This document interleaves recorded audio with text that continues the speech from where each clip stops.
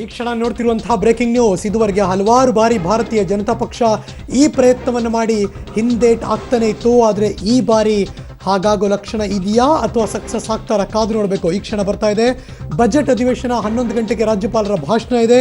ಈ ನಡುವೆ ಬರ್ತಿರುವಂತಹ breaking news, ಅಧಿವೇಶನದ ದಿವಸ ಅಂದರೆ ಇವತ್ತೇ ದೋಸ್ತಿ ಸರ್ಕಾರಕ್ಕೆ ಒಂದು ರೀತಿ ಟೆನ್ಷನ್ ಢವ. ಯಾಕೆಂದರೆ ಬಿಜೆಪಿಯ ತೆಕ್ಕೆಗೆ ಸೇರ್ಕೊಂಡಿದ್ದಾರೆ ಕಾಂಗ್ರೆಸ್ನ 5 ಅತೃಪ್ತ ಶಾಸಕರು ಅನ್ನುವ ಈ ಕ್ಷಣದ ಬ್ರೇಕಿಂಗ್ ನ್ಯೂಸ್.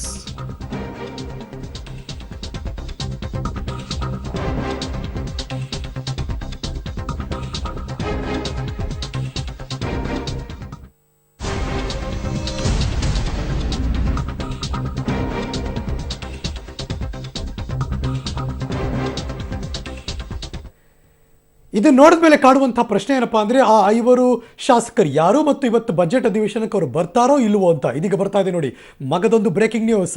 ಆ ಎಲ್ಲ ಅತೃಪ್ತ ಶಾಸಕರು ಅಧಿವೇಶನಕ್ಕೆ ಬರಲ್ಲ ಅನ್ನೋ ಸುದ್ದಿ ಸಿಗ್ತಾ ಇದೆ. ಲೆಟ್ಸ್ ಟೇಕ್ ಅ ಲುಕ್ ಯಾರ್ಯಾರವರು ಅಂತ.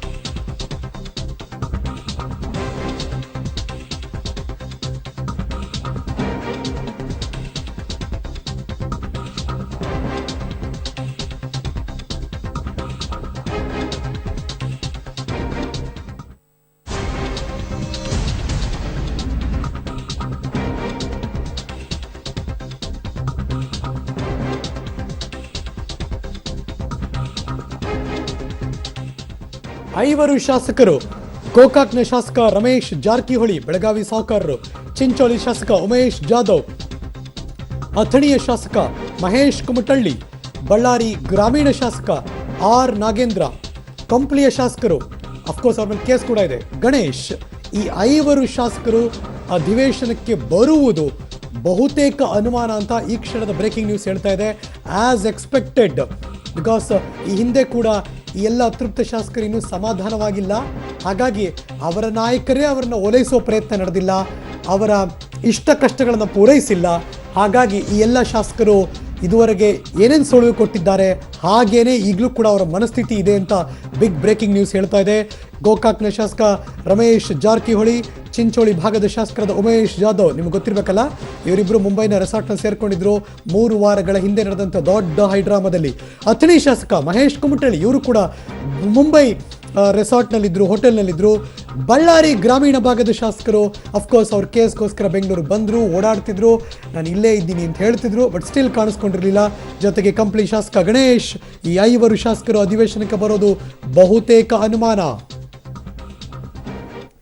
ಈ ನಡುವೆ ಬರ್ತಿರುವಂತಹ ಮಗದೊಂದು ಬಿಗ್ ಬ್ರೇಕಿಂಗ್ ನ್ಯೂಸ್. ಮೊದಲು 11 ಗಂಟೆಗೆ ಅಧಿವೇಶನಕ್ಕೆ ಸಂಬಂಧಪಟ್ಟ ಹಾಗೆ ರಾಜ್ಯಪಾಲರ ಭಾಷಣ ಇದೆ. ಈ ಬೆನ್ನಲ್ಲೇ ಬಿಜೆಪಿಯಿಂದ ಒಂದು ಮಹತ್ವದ ಸಭೆ ಕೂಡ ಇದೆ. ಅಂದರೆ ಅತೃಪ್ತ ಶಾಸಕರು ಗೈರಾಗೋದ್ರೆ ಮುಂದೆ ನಾವು ಏನು ಮಾಡಬೇಕು ಅನ್ನುವ ಬಗ್ಗೆ ಚರ್ಚೆಗಳನ್ನು ಮಾಡ್ತಿದ್ದಾರಂತೆ. Breaking news number 3.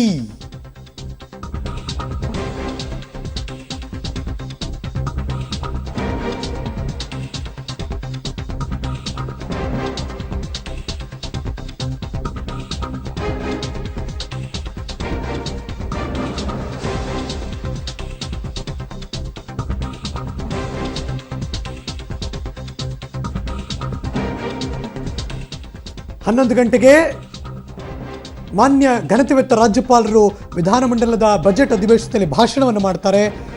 ಈ ಸಂದರ್ಭದಲ್ಲಿ ಬಿಜೆಪಿಯಿಂದ ಮಹತ್ವದ ಸಭೆ ನಡೀತಾ ಇದೆ. ಅತೃಪ್ತ ಶಾಸಕರೇನಾದರೂ ಬರದೇ ಹೋದರೆ, ಅವರು ಅಂದುಕೊಂಡ ಹಾಗೆ ಆ ಎಲ್ಲ ಅತೃಪ್ತರು ಬರದೇ ಹೋದರೆ ಕಾರ್ಯತಂತ್ರದ ಬಗ್ಗೆ, ಬಿಜೆಪಿ ಮುಂದಿನ ಹೆಜ್ಜೆ ಬಗ್ಗೆ ಸಭೆಯಲ್ಲಿ ಮಾತಾಡ್ತಾರೆ. ಭಿನ್ನ ಶಾಸಕರು ಬರದೇ ಇದ್ದರೆ ಸರ್ಕಾರವನ್ನು ಹೇಗೆ ಬೀಳಿಸಬೇಕು ಅನ್ನೋದ್ರ ಬಗ್ಗೆ ಮತ್ತಷ್ಟು ಅವರ ಮಾತುಕತೆ ಜೊತೆಗೆ ಅವರ ನಡೆ ಇವೆಲ್ಲವೂ ಕೂಡ ಚುರುಕುಗೊಳ್ಳುತ್ತೆ.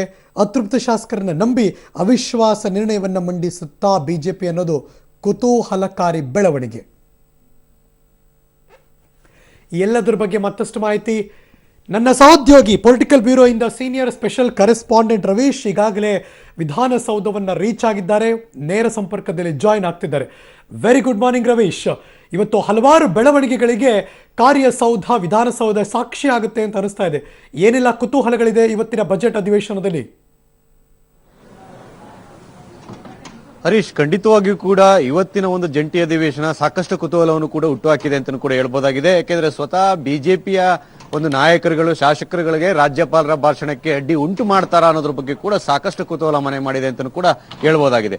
ಈಗ ಬರ್ತಾ ಇರತಕ್ಕಂತ ಮಾಹಿತಿ ಪ್ರಕಾರ ಕೈ ಅತೃಪ್ತ ಶಾಸಕರು ಈ ಒಂದು ಸದನಕ್ಕೆ ಹಾಜರಾಗೋದು ಅನುಮಾನ ಅನ್ನೋದು ಕೂಡ ಈಗ ವ್ಯಕ್ತ ಆಗ್ತಾ ಇದೆ. ಅದ್ರ ಜೊತೆಗೆ ಎಲ್ಲೋ ಒಂದ್ ಕಡೆ ಬಿಜೆಪಿ ನಾಯಕರ ಕಬ್ಜಾದಲ್ಲೇ ಕೂಡ ಕೈ ಅತೃಪ್ತ ಶಾಸಕರು ಕೂಡ ಇದಾರೆ ಅನ್ನೋ ಮಾತುಗಳು ಕೂಡ ಕೇಳಿ ಬರ್ತಾ ಇದೆ. ಆದ್ರೆ ಯಾವುದೂ ಕೂಡ ಕ್ಲಾರಿಟಿ ಸಿಗ್ತಾ ಇಲ್ಲ. ಹಾಗಾಗಿ 11 ಗಂಟೆ ಅಷ್ಟೊತ್ತಿಗೆ ರಾಜ್ಯಪಾಲರ ಭಾಷಣ ಆರಂಭ ಆಗುತ್ತೆ. ಆ ಒಂದು ಸಂದರ್ಭದಲ್ಲಿ ಎಲ್ಲದಕ್ಕೂ ಕೂಡ ಕ್ಲಾರಿಟಿ ಸಿಗುತ್ತೆ. ಮತ್ತೊಂದ್ ಕಡೆ ಈಗಾಗಲೇ ಬಿಜೆಪಿ ಸ್ಟ್ರಾಟಜಿಗಳ ಮೇಲೆ ಸ್ಟ್ರಾಟಜಿಗಳನ್ನು ಕೂಡ ಮಾಡ್ತಾ ಇದೆ. ಅಂದ್ರೆ ಇವತ್ತು ಹೋದ್ರೆ ನಾಳೆ, ನಾಳೆ ಹೋದ್ರೆ ನಾಡಿದ್ದು, ಈ ರೀತಿಯ ಸ್ಟ್ರಾಟಜಿಗಳನ್ನ ಮಾಡ್ಕೊಂಡು ಕೂತಿದೆ. ಅದು ಎಷ್ಟರ ಮಟ್ಟಿಗೆ ಸಕ್ಸಸ್ ಆಗುತ್ತೆ ಅನ್ನೋದು ಕೂಡ ಕಾದ್ ನೋಡ್ಬೇಕಾಗಿದೆ. ಈ ನಡುವೆ ಕಾಂಗ್ರೆಸ್ ಶಾಸಕರು ಕೂಡ ತಮ್ಮ ಶಾಸಕರು ಎಲ್ಲಿ ಗೈರು ಹಾಜರಾಗ್ತಾರೆ ಅನ್ನೋದ್ರ ಬಗ್ಗೆ ಕೂಡ ಒಂದು ರೀತಿಯಲ್ಲಿ ಆತಂಕ ಮನೆ ಮಾಡಿದೆ ಅವರಿಗೆ. ಹಾಗಾಗಿಯೇ ಈಗಾಗಲೇ ಅತೃಪ್ತ ಶಾಸಕರಿಗೆ ನೋಟಿಸ್ ಅನ್ನು ಕೂಡ ಕೊಟ್ಟಿದ್ದಾರೆ.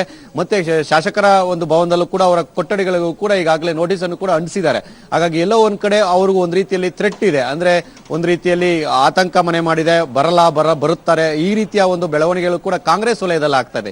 ಇದೆಲ್ಲವನ್ನು ಕೂಡ ನೋಡಿಕೊಂಡು ಜೆಡಿಎಸ್ ವಲಯದಲ್ಲೂ ಕೂಡ ಸಾಕಷ್ಟು ಚಟುವಟಿಕೆಗಳು ಕೂಡ ನಡೀತಾ ಇದೆ. ಅಂದ್ರೆ ಕುಮಾರಸ್ವಾಮಿ ಅವರು ಕೂಡ ಸುಮ್ಮನೆ ಕೂತಿಲ್ಲ. ಈ ಎಲ್ಲದರ ಮೇಲೆ ಕೂಡ ಒಂದ್ ರೀತಿಯಲ್ಲಿ ಹದ್ದಿನ ಕಣ್ಣನ್ನು ಕೂಡ ಇಟ್ಕೊಂಡು ಮುಂದೆ ಯಾವ ರೀತಿ ಸ್ಟ್ರಾಟಜಿ ಮಾಡಬೇಕು, ಮತ್ತೆ ರೀ ಆಪರೇಷನ್ ಯಾವ ರೀತಿ ವರ್ಕ್ ಮಾಡಬೇಕು ಅಂತ ಕೂಡ ಅವರು ಮಾಡ್ತಾ ಇದ್ದಾರೆ. ಒಟ್ಟಾರೆಯಾಗಿ ಮೈತ್ರಿ ಸರ್ಕಾರದ ಅನಿಶ್ಚಿತತೆಯ ನಡುವೆಯೂ ಕೂಡ ಒಂದ್ ರೀತಿಯಲ್ಲಿ ಇವತ್ತಿನ ಒಂದು ಕಲಾಪ ಏನಿದೆ ಇದು ಒಂದ್ ರೀತಿಯಲ್ಲಿ ಸಾಕಷ್ಟು ಕುತೂಹಲ ಮೂಡಿಸಿದೆ ಅಂತಾನೆ ಹೇಳ್ಬೋದು. ಬಹಳ ಮಹತ್ವದ್ದಾಗಿದೆ ಅಂತ ಕೂಡ ಹೇಳ್ಬೋದಾಗಿದೆ. ಹರೀಶ್, ಪ್ರತಿಪಕ್ಷದಲ್ಲಿ ಕೂತಿರುವಂತಹ ಭಾರತೀಯ ಜನತಾ ಪಕ್ಷದವರು ಯಾಕೆ ಡಿಲೇ ಮಾಡ್ತಿದ್ದಾರೆ? ಅಂದ್ರೆ ಅವ್ರಿಗೆ ಯಾರು ಅತೃಪ್ತ ಶಾಸಕರಿದ್ದಾರೆ ಅವ್ರು ಇನ್ನೂ ಪೂರ್ಣ ಪ್ರಮಾಣದಲ್ಲಿ ನಮ್ಮ ಕಡೆ ಬಂದು ಬಿಡ್ತಾರೆ ಅನ್ನುವ ನಂಬಿಕೆ ಇಲ್ವಾ? ಅನುಮಾನ ಬಿಜೆಪಿಗರನ್ನು ತುಂಬಾ ಕಾಡ್ತಿದ್ಯಾ?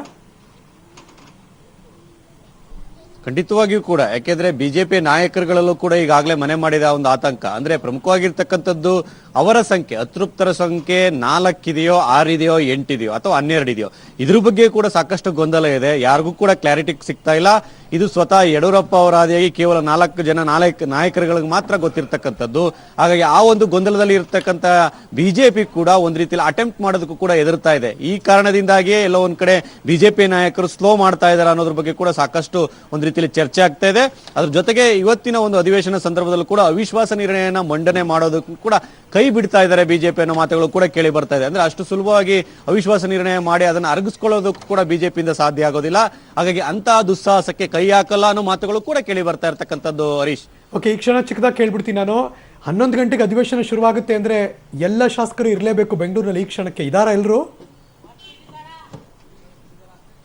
ಖಂಡಿತವಾಗಿಯೂ ಕೂಡ ಸಾಕಷ್ಟು ಶಾಸಕರ ನಡೆ ನಿಗೂಢ ಆಗಿರ್ತಕ್ಕಂಥದ್ದು. ಯಾಕೆಂದ್ರೆ ಉಮೇಶ್ ಜಾಧವ್ ಅವರ ಬಗ್ಗೆ ಕೂಡ ಸಾಕಷ್ಟು ಒಂದು ರೀತಿಯಲ್ಲಿ ಕೇಳಿ ಬರ್ತಾ ಇತ್ತು. ಅಂದ್ರೆ ವಾಪಸ್ ಬಂದ್ಬಿಟ್ಟಿದ್ದಾರೆ ಕಾಂಗ್ರೆಸ್ಗೆ, ಮತ್ತೆ ಆ ಒಂದು ಪರಮೇಶ್ವರ್ನ ಭೇಟಿಯಾಗಿದ್ದಾರೆ ಅಂತ. ಆದ್ರೂ ಕೂಡ ಇನ್ನೂ ಕೂಡ ಉಮೇಶ್ ಜಾಧವ್ ಅವರ ನಡೆ ನಿಗೂಢವಾಗಿರ್ತಕ್ಕಂಥದ್ದು. ಎಲ್ಲಿದ್ದಾರೆ, ಏನ್ ಮಾಡ್ತಾ ಇದ್ದಾರೆ, ಅದು ಕೂಡ ಕ್ಲಾರಿಟಿ ಸಿಗ್ತಾ ಇಲ್ಲ. ಹಾಗಾಗಿ ಬಹಳಷ್ಟು ಶಾಸಕರು ಇನ್ನೂ ಕೂಡ ರೀಚ್ ಆಗಿಲ್ಲ ಅನ್ನೋ ಮಾತುಗಳು ಕೂಡ ಕೇಳಿ ಬರ್ತಾ ಇದೆ. Right Ravish, thank you so much. ಈ ಕ್ಷಣದ ಎಲ್ಲ ಮಾಹಿತಿಗೆ ವಿಲ್ ಕಮ್ ಬ್ಯಾಕ್. ಮುಂದಿನ ಸುದ್ದಿಲಿ ಮತ್ತೆ ಅದರ ಅಪ್ಡೇಟ್ ಮಾಹಿತಿಗೆ ವಾಪಸ್ ಬರ್ತೀವಿ ನಾವು.